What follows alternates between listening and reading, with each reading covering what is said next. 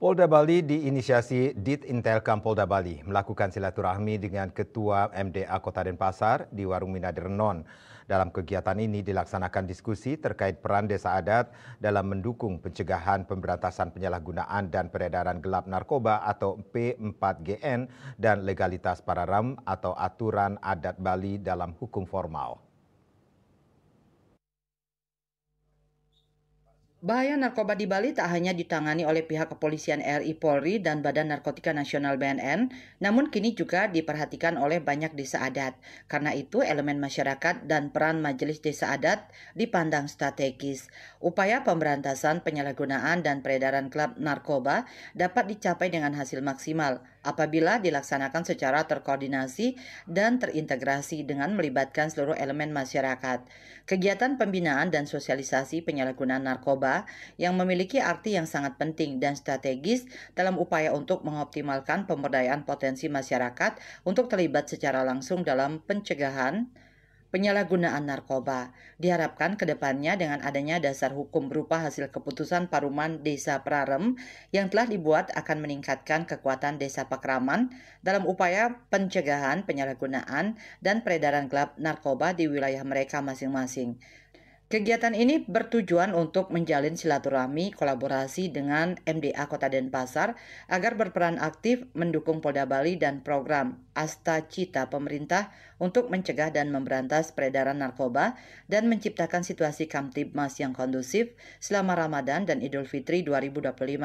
Dalam kesempatan tersebut, Ketua MDA Kota Denpasar mengucapkan rasa terima kasih dan berharap ke depannya Polda Bali melalui Ditintelkam Polda Bali bisa selalu berkolaborasi dan komunikasi dalam hal menjaga keamanan di Bali.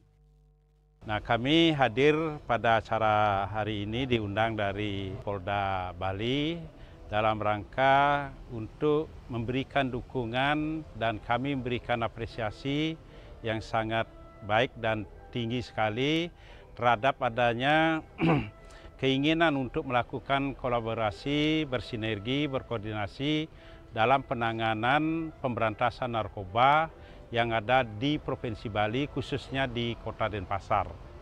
Nah, oleh karena itu kami menyambut baik dari lembaga adat, itu dari Majelis Desa Adat Kota Denpasar beserta Desa Adat Kota Denpasar yang banyaknya ada 35 desa adat, sudah memiliki namanya pararem narkoba.